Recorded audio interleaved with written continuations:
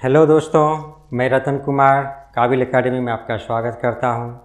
आज से हम लोग शुरू करने वाले हैं इतिहास की क्लास। हिस्ट्री पढ़ेंगे। सबसे पहले हम लोग मॉडर्न हिस्ट्री का अध्ययन करेंगे। मॉडर्न हिस्ट्री हम लोग डिटेल्स में पढ़ेंगे। मॉडर्न हिस्ट्री में जितना भी क्वेश्चन आंसर होगा, जो टॉपिक है, हम लोग सारा डिटेल्स में पढ़ेंगे। आज का विषय है मॉडर्न हिस्ट्री, आधुनिक भारत का इतिहास। ऐसे तो इतिहासकारों के लिए ये कहना कठिन है कि भारत में जो आधुनिक काल है कब से शुरू हुआ। फिर भी कुछ इतिहासकारों का मानना है कि भारत में आधुनिक काल की शुरुआत यूरोपियों के आगमन से ही हुआ है। तो हम लोग उन्हीं को पढ़ेंगे कि कैसे यूरोपीय जो हैं भारत में आए और यहाँ पे शासन किया और कैसे वापस गए।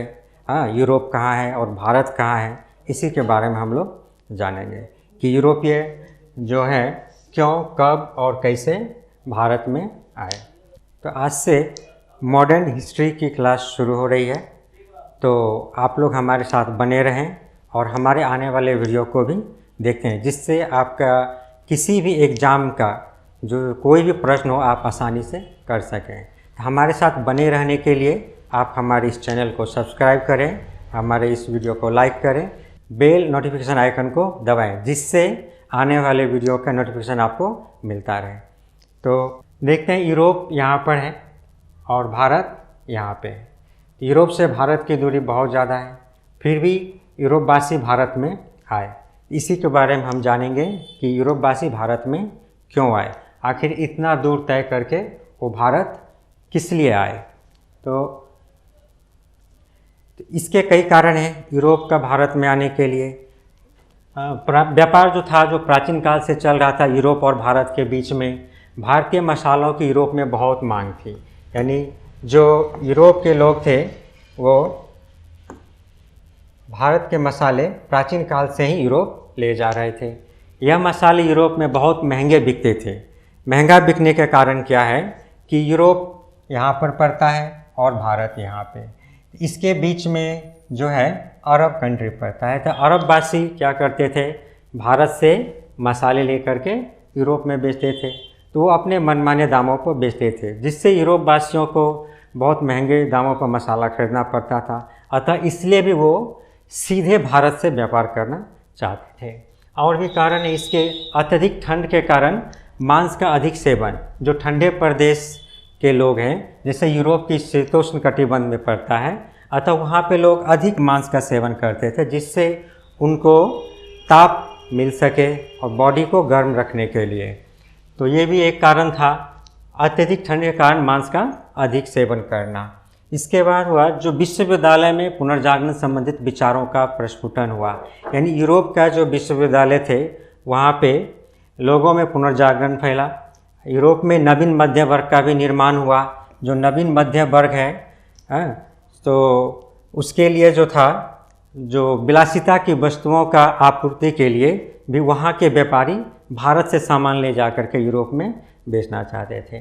इसके अलावा जो यूरोप में और मार्को पोलो का जो वृत्तांत था, मार्को पोलो जिन्होंने चीन की यात्रा की, वो यहाँ से यूरोप गए और वहाँ पे यहाँ का कहानी सुनाया और उन्होंने बताया कि यहाँ ये बहुत धन संपदा से भरा हुआ देश है, जिसके कारण लोगों में ये लालसा बढ़ी यहाँ की यात्रा करने की और यहाँ से व्यापार करने की।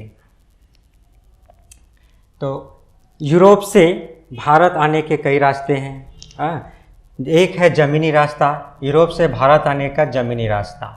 यूरोप से जब भारत आएंगे तो भारत ये मेडिटेरियन सी हो कर के और एक लाल सागर हो कर के और फारस की खाड़ी हो कर के, तो स्थल मार्ग और जल मार्ग। स्थल मार्ग में पहले यूरोप वासियों को टर्की, फारस, इराक, ईरान, अफ़गानिस्तान, उसके बाद भारत आना पड़ता था। तो ये रास्ता जो स्थल मार्ग था बहुत ही अच्छा मार्ग था, लेकिन इसमें क्या था, इस रास्तों पर अरब वासियों का एकाधिकार था, जिसके कारण अरबवासी जो थे यूरोपीय व्यापारियों को लूट लिया करते थे। यह रास्ता खतरनाक था उनके लिए। इसके अलावा भी उन्हें अफ़गानिस्तान के बाद कई दर्रों को पार करके भारत में प्रवेश करना पड़ता था। तो एक दो बार वो इस रास्ते से आ भी गए, लेकिन उसके बाद ये रास्ते बंद कर दिए गए। इसके भी पीछे एक कारण था कि 1453 में जो कुस्तुनतुनिया शहर पर कब्जा हो गया अरब वासियों का, और ये पूरा इलाका जो है, ये पूरा इलाका अरब वासियों के कब्जे में था, जिसके कारण अरब वासी यूरोपियों को इधर आने नहीं देते थे। वो सीधे सीधे व्यापार पर रोक लगाते थे, क्योंकि अरब देश में जो है वहाँ पर खाने पीने के सामानों का उत्पादन नहीं होता है। वे लोग भारत से सामान लेकर के यूरोप में बेचते थे, इन्हीं पर उनका जीविका निर्भर करता था। अतः वे नहीं चाहते थे कि यूरोपवासी आकर के सीधे भारत से व्यापार करें। दूसरा जो रास्ता है जल मार्ग, वो है फारस की खाड़ी होकर और लाल सागर होकर के। तो फारस की खाड़ी होकर के भी जब वो आएंगे तो एक दो बार वो आ गए, लेकिन इसके बाद भी अरब वासियों ने उन पर आक्रमण करना शुरू कर दिया, उनके जहाज़ों को लूट लिया करते थे। अतः यूरोप वालों के लिए भारत आने का ये जो मार्ग है, स्थल मार्ग और ये जो जल मार्ग है, ये दोनों ही मार्ग बेकार साबित हुए। अतः उन्हें नए मार्ग की खोज करने की आवश्यकता पड़ी।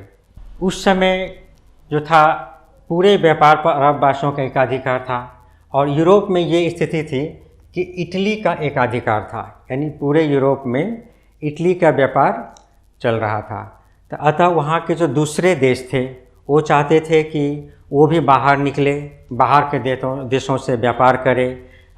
इसलिए भी उन्हें बाहर के देशों की यात्रा करने की ज़रूरत पड़ी।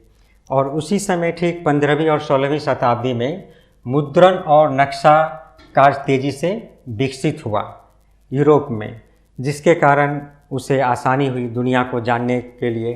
कंपास, खगोलिकी, परीक्षणशाला, बारूद का भी आविष्कार किया, जहाज रानी का निर्माण और नौ परिवहन में प्रगति हुई। इसी समय ठीक दिशा सूचक यंत्र कुतुबनुमा का आविष्कार हुआ, जिससे उन्हें नौ मार्गों से जाने में, दूर देश की यात्रा करने में बहुत ही आसानी हुई। अतः वे लोग चाहते थे कि नए नए खोज किया जाए, नए नए देशों की खोज किया जाए, महादेशों की खोज किया जाए और उनसे व्यापार किया जाए। पुनर्जागरण के कारण यहाँ पे यूरोप में वस्तुओं की मांग बहुत ज़्यादा थी। जो भोग विलास की वस्तुएं हैं या अन्य वस्तुएं, उनकी बहुत मांग थी। अतः उन्हें बाहर के देशों से आयात करना आवश्यक होने लगा। पुर्तगाल और स्पेन, यूरोप में ये जो देश हैं, दो देश पुर्तगाल और स्पेन, ये दोनों पड़ोसी देश हैं और इनमें बहुत प्रतिस्पर्धा था। तो ये लोग चाहते थे कि हम आगे निकल जाएं तो हम आगे निकल जाएं दूसरे देश की खोज के लिए। अतः इन लोगों ने बहुत कोशिश किया और दूसरे देशों की खोज में अपना योगदान दिया। तो पड़ोसी और प्रमुख प्रतियोगी थे ये दोनों देश, दोनों में समझौता हुआ, क्योंकि दोनों जब जाते थे किसी एक जगह पर दोनों ही देश पहुंच गए तो दोनों में आपस में लड़ाई होने लगता था। इस वजह से दोनों देश आपस में समझौता किए और ये समझौता तय हुआ कि यदि पुर्तगाल और स्पेन में से किसी जगह का खोज पहले कर लिया तो दूसरा देश वहाँ पर अपना अधिकार नहीं जमाएगा या वहाँ पर नहीं जाएगा। ये दोनों में समझौता हो गया। अतः जो पहले किसी देश या उपमहादेश की खोज कर लेगा, व्यापार वो वहीं पे करेगा, दूसरा देश इसमें हस्तक्षेप नहीं करेगा। तो दोनों में समझौता हो गया। और पुर्तगाल के जो प्रिंस थे, वहाँ के जो राजकुमार थे, जिसे द नेविगेटर भी कहा जाता है, ये भी प्रश्न रहता है एग्जाम में कि प्रिंस हेनरी को क्या कहा जाता है। इसका उत्तर होगा द नेविगेटर, या प्रश्न रह सकता है कि द नेविगेटर किसे कहा जाता है, तो इसका उत्तर होगा प्रिंस हेनरी। प्रिंस हेनरी जो पुर्तगाल के राजकुमार थे, उन्होंने अपना पूरा जीवन, ये जो प्रिंस हेनरी है, इन्होंने अपना पूरा जीवन भारत की खोज में बिता दिया। यानी ये पूरा सहायता करते थे नौसैनिकों को कि समुद्री मार्ग की खोज की जाए, जिससे जल्दी से जल्दी व्यापार शुरू किया जा सके। अतः पुर्तगाली लोग चाहते थे पहले वो खोज निकाले भारत को, और स्पेन वाले भी चाहते थे पहले वो खोज निकाले। ये प्रतिस्पर्धा दोनों देशों में था। तो इसलिए पुर्तगाल के जो राजकुमार थे या पुर्तगाल के लोगों ने वहाँ से 1487 ईस्वी में नाविक जो था बार्थोलोमियो डियाज, उनके नेतृत्व में एक यात्रा शुरू किया गया। यानी यहाँ से पुर्तगाल से एक यात्रा शुरू किया 1487 ईस्वी में, और वे लोग ये किनारे किनारे होते हुए, अफ्रीका महादेश के किनारे किनारे होते हुए और कहाँ पहुँच गए, यहाँ पे इसका एकदम नीचे, अफ्रीका के एकदम नीचे इस जगह पे पहुँच गए, जिसे क्या कहा जाता है, उत्तमाशा अंतरिप या तूफ़ानी अंतरिप। इसका एक कारण भी था कि यहाँ बहुत ज़्यादा तूफ़ान आता है, इसीलिए इसे तूफ़ानी अंतरिप कहा गया। चूँकि ये लोग यहाँ पे आए, काफ़ी समय हो गया और इन जगह का खोज किया, उसे लगा कि यही शायद भारत है, और वे पुनः क्या किए, वापस लौट गए। 1488 में ये पुनः वापस लिस्बन लौट गए। तो 1488 में लिस्बन लौट आया। जब ये खबर स्पेन वासियों को पता चला तो उन्होंने आनन फानन में अपना जहाज़ तैयार किया और कोलंबस के नेतृत्व में यात्रा शुरू कर दिया, भारत की खोज के लिए निकल पड़ा। उसे लगा कि पुर्तगाली अभी तक नहीं पहुंचा है, हम पहले जा कर के भारत की खोज करेंगे। और कोलंबस ने यात्रा शुरू किया और वो सीधे कहाँ पहुंच गए, सीधे वो यात्रा शुरू करके पहुंच गए आपका अमेरिका पहुंच गए। स्पेन से 1494 में निकले कोलंबस ने और भारत की खोज करते हुए कहाँ पहुंच गए, अमेरिका पहुंच गए। अमेरिका पहुंच गए, उसे लगा कि वो भारत की खोज कर लिया। वहाँ पर जाकर देखते हैं कि वो वहाँ के जो निवासी हैं वो भारतीयों जैसा नहीं दिखते हैं, अमेरिका के लोग कुछ अलग दिखते हैं। उन्हें लगा जो ये भारत हैं। वहाँ पे जा कर के खोज कर रहे हैं। उन्हें खोज क्या करना था, मसालों की खोज करना था। वहाँ पे जाकर देख रहे हैं कि कोई मसाले वहाँ पर नहीं हैं। तो बाद में उन्हें पता चला कि वो अमेरिका पहुँच चुके हैं। इसके बाद फिर पुर्तगालियों ने यात्रा शुरू किया और पुर्तगाल से 1497 में 8 जुलाई 1497 में यात्रा शुरू हुआ वास्को द गामा के नेतृत्व में। और वास्को द गामा 1498 ईस्वी में कहाँ पहुँच गए, भारत पहुँच गए। यानी 20 मई 1498 को वो भारत पहुँचे थे। तो वास्को द गामा पहुँचे कैसे, तो पहले जो खोज था यहाँ से यहाँ तक की खोज पहले हो चुकी थी और वास्को द गामा को ये रास्ता पता था, और इसके बाद उन्होंने ये रास्ता होते हुए यहाँ से भारत पहुँचा। और अतः वास्को द गामा जो थे यहाँ से उत्तमाशा अंतरिप से सीधे भारत की तरफ कूच किए। और इसमें उनका जो मदद था, एक गुजराती नाविक थे, उनका नाम था अब्दुल माजिद, जिन्होंने उनका मार्गदर्शित किया, भारत पहुंचने में मदद किया।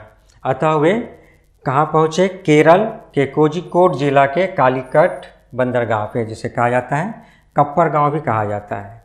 यहाँ पर वे पहुँचे 20 मई 1498 को। तो उस समय जब वे भारत पहुँचे तो भारत की स्थिति कैसी थी। जब पुर्तगाली जो यूरोपियों में सबसे पहले भारत पहुँचे, उस समय भारत की स्थिति थी जो जहाँ गुजरात के जो महमूद बेगरा हैं, गुजरात के महमूद बेगरा जो वही एक शक्तिशाली शासक था भारत में। उसके बाद भारत के जितने भी हैं नॉर्थ के पार्ट या साउथ के पार्ट, सभी छोटे छोटे राज्यों में बटे हुए थे। अतः कोई भी शक्तिशाली साम्राज्य यहाँ पर मौजूद नहीं था। उसके बाद जो उस समय नौसैनिक शक्ति का अभाव, भारत का जो व्यापार था वो ज़्यादातर स्थल मार्ग से भी होता था और कुछ व्यापार जो था जो समुद्री मार्गों से होता था। लेकिन यहाँ पर जो यहाँ के शासक थे वो नौसेना के विकास में उतना महत्वपूर्ण योगदान अपना नहीं दे पाए, इसलिए यहाँ की नौसैनी बहुत ही कमज़ोर थी। उस समय व्यापार पर मुसलमानों का पूरा अधिकार था। अतः अरबवासी तो पहले से भारत में आए हुए थे कई सौ साल पहले, इसलिए पूरे व्यापार पर, भारत के पूरे व्यापार पर मुसलमानों का अधिकार था। व्यापार भारत के पश्चिमी एवं पूर्वी तट दोनों तटों से होता था। यानी भारत की ये जो पश्चिमी तट है और ये जो पूर्वी तट है, दोनों तटों से व्यापार होता था। ये थी उस समय भारत की स्थिति। पुर्तगाली जब भारत पहुँचे तो वो आए थे मसाले की खोज में, लेकिन जब भारत में पहुँचे यहाँ पे आकर के उन्हें खजाना हाथ लग गया, क्योंकि पूरे भारत में ऐसे बहुत सारे चीज़ थे जो वो पुर्तगाल वापस ले जा सकते थे। जैसे गुजरात में सूरत का कपड़ा व्यापार बहुत उन्नत था, उसके बाद बंगाल और बिहार में नील की खेती बहुत ज़्यादा होती थी। इसके बाद बहुत सारे दवाइयाँ बनते थे, रेशम का उत्पादन होता था, लाख का उत्पादन होता था। इन सब चीज़ों को वे वापस पुर्तगाल ले जा सकते थे। अतः उन्हें यहाँ पर बहुत बड़ा अवसर प्राप्त हुआ। पुर्तगाली भारत में आए तो उनका पहला जो मकसद था वो तो था व्यापार, लेकिन उसके मंशा क्या थी? हम पुर्तगालियों की मंशा के बारे में जानते हैं। उनका स्पष्ट मंतव्य था कि वे व्यवसाय करने के लिए भारत आए थे, ये दिखता भी है, परंतु उनका छुपा हुआ जो एजेंडा था वो था ईसाई मत का प्रचार करना। यहाँ पे आकर वो ईसाई मत का प्रचार करके यहाँ पर वो शासन करना चाहते थे। तो उन प्रतिस्पर्धियों अरब व्यापारियों को बाहर खदेड़ कर व्यापार पर एकाधिकार जमाना, ये भी उनका मकसद था, क्योंकि पूरे व्यापार पर अरब वासियों का अधिकार था, एकाधिकार था। अतः उन्हें ले जाने में भी सुविधा होगी, यहाँ से माल ले जाने के लिए, यदि बीच में अरबवासी न आए तो। इसलिए उन्होंने आते ही सबसे पहला जो काम किया वो था इस पूरे व्यापार पर एकाधिकार जमाने के लिए अरब वासियों के साथ युद्ध शुरू कर दिया। जितने भी अरब वासियों के जो जहाज़ थे उनको तोड़ा, उनको पूरी तरह से नष्ट कर दिया। बहुत बर्बरता का परिचय दिया इन पुर्तगालियों ने। तो उनके जहाज़ों को लूटा, उन पर आक्रमण किया, जहाज़ियों को लूटा और अन्य दमनात्मक कार्रवाइयाँ भी की। पुर्तगालियों की सुदृढ़ स्थिति के परिप्रेक्ष्य में पुर्तगाल के शासन मैनुअल प्रथम ने 1501 में स्वयं को अरब, फारस और भारत के साथ व्यापार का मालिक घोषित कर दिया। यानी पूरी तरह से अरब वासियों को नष्ट करने, उनके जहाज़ को नष्ट करने के बाद अपने आप को वहाँ का मालिक घोषित कर दिया। और ये काम उन्होंने सिर्फ 15 वर्षों में ही कर दिया। यानी इतनी बुरी तरह से उन्होंने अरब वासियों के ऊपर अत्याचार किया। तो पुर्तगाली भारत आए, इसके अलावा भी जो कई यूरोपीय देश है वो भारत आए। पुर्तगालियों को देख करके और भी जो यूरोपीय देश थे भारत में उनका आगमन हुआ। तो हम लोग पहले देखेंगे कि कंपनियों का आगमन का क्रम। कई सारे कंपनी आए, जिसमें से पुर्तगाल जो था 1498 ईस्वी में भारत में आए। उसके बाद डच आया 1595 में, उसके बाद अंग्रेज आए 1600 ईस्वी में और फ्रेंच 1664 में आए। ये था कंपनियों के आगमन का क्रम। इसी क्रम में जो यूरोपीय कंपनी थे वो भारत में आए। इसके बाद कंपनियों का स्थापना का क्रम हम जानेंगे। कंपनियों का स्थापना का क्रम अर्थात ये जो कंपनी थे, ये तो देश थे, ये तो आए, यहाँ से व्यापार करने के लिए उसने क्या किया, यहाँ पर कंपनियों का स्थापना किया, कंपनी गठित किया जो यहाँ से भारत के साथ व्यापार कर सके। अतः पुर्तगालियों ने 1498 में कंपनी बनाया, अंग्रेज़ ने 1600 में, जिसे कहते हैं east India company. East India अंग्रेज का था और पुर्तगाल का होगा ईस्ट इंडिया पुर्तगाली कंपनी। डच जो था वो 1602 में और फ्रांसीसी 1664 में। यहाँ पर हम जब कंपनियों की स्थापना को क्रम देखते हैं तो पुर्तगाली, अंग्रेज और डच, फ्रांसीसी, अंग्रेज और डच, तो पहले अंग्रेज आता है और उसके बाद डच। लेकिन जब हम कंपनियों के आगमन का क्रम देखते हैं तो डच पहले और अंग्रेज बाद में आए थे। तो 1595 ईस्वी में आए, लेकिन जो स्थापना हुआ कंपनी का वो उन्होंने 1602 में। और इतने साल उन्होंने क्या किया, इतने साल वो जो आसपास के देश थे वहाँ घूमते थे, व्यापार करते थे, लेकिन कंपनी का स्थापना उन्होंने नहीं किया। अब कंपनी का इन लोगों ने स्थापना कर लिया और इसके लिए उनका चाहिए कि यहाँ पे कोठी बनाना, कोठी जहाँ पे वो स्थायी रूप से रह सके और वहाँ से व्यापार कर सके। अतः इन कंपनियों ने, जो पुर्तगाली थे, अपना पहला कोठी 1503 में कोचीन में बनाया। इधर में उन्होंने अपना पहला कोठी बनाया। उसके बाद जो अंग्रेज़ थे वो 1600 में आए और 1608 में अपना जो बनाया वो सूरत में बनाया, 1608 में। लेकिन इसमें जो दुविधा वाली बात है, यह पूछा जाता है कि अंग्रेज़ों ने अपना कोठी भारत में सबसे पहले कब बनाया। तो कभी कभी जो प्रश्न आता है वो होता है मसूलीपट्टनम का, मसूलीपट्टनम।